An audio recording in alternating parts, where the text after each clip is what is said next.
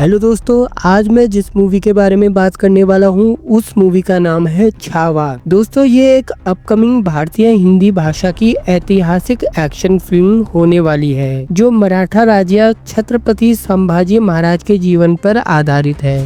दोस्तों, इस फिल्म के कलाकार की बात करूँ तो फिल्म में विकी कौशल मुख्य भूमिका में है जो संभाजी महाराज की भूमिका निभा रहे हैं। और दोस्तों, रश्मिका मंदाना महारानी येसुबाई के रूप में और अक्षय खन्ना मुगल सम्राट औरंगजेब के रूप में नजर आएंगे। फिल्म का निर्देशन लक्ष्मण उत्तेकर ने किया है और इसे दिनेश विजान ने मैंडॉक फिल्म्स के बैनर तले बनाया गया है। जहाँ पे दोस्तों म्यूजिक की बात करूँ तो AR रहमान ने म्यूजिक को तैयार किया है, जबकि गीत इरशाद कामिल ने लिखे हैं। दोस्तों, छावा पहले 6 दिसंबर 2024 को रिलीज होने वाली थी, लेकिन अब यह 14 फरवरी 2025 को सिनेमाघरों में रिलीज होगी। फिल्म की बात करूँ तो छावा मराठा राजा छत्रपति संभाजी महाराज के जीवन और संघर्षों पर आधारित है। ये एक ऐतिहासिक एक्शन ड्रामा होने वाला है। यह फिल्म उनकी वीरता, निडरता और बलिदान की कहानी को बड़े पर्दे पर प्रस्तुत करती है। छत्रपति संभाजी महाराज मराठा साम्राज्य के दूसरे राजा थे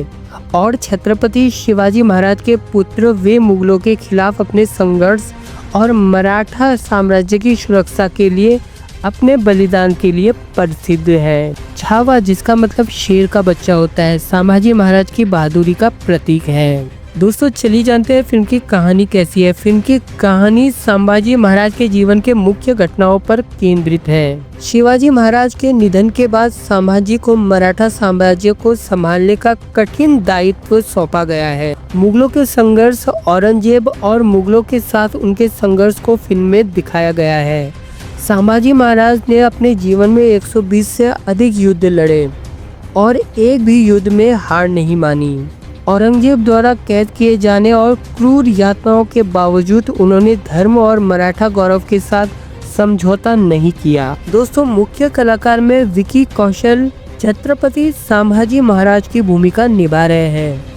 विकी कौशल ने इस किरदार के लिए बहुत तैयारी की है, जहां रश्मि मंदाना रानी येसुबाई के किरदार में है जो उनकी ताकत और सहारा थी। और दोस्तों, मुगल सम्राट औरंगजेब के रूप में जो संभाजी महाराज के सबसे बड़े शत्रु थे, उनका किरदार निभा रहे हैं अक्षय खन्ना। जहाँ पे दोस्तों फिल्म के निर्देशन और निर्माता की बात की जाए तो निर्देशन किया है लक्ष्मण उत्तेकर ने, जो भावुक और ऐतिहासिक विषयों को पर्दे पर जीवंत करने के लिए जाने जाते हैं। जहाँ पर निर्माता की बात करूँ तो इस फिल्म के निर्माता है दिनेश विजान। संगीत AR रहमान ने दिया है, जिन्होंने फिल्म के ऐतिहासिक परिवेश को ध्यान में रखते हुए संगीत तैयार किया है। इरशाद कामिल ने इस फिल्म के गीत लिखे हैं, जो फिल्म की भावनाओं को गहराई से दर्शाते हैं। जहाँ पर दोस्तों फिल्म के रिलीज की तारीख की बात की जाए तो मैंने स्टार्टिंग में ही आपको बता दिया कि फिल्म की शुरुआती रिलीज 6 दिसंबर 2024 को तय की गई थी, लेकिन अब इसे टालकर 14 फरवरी 2025 को रिलीज किया जाएगा।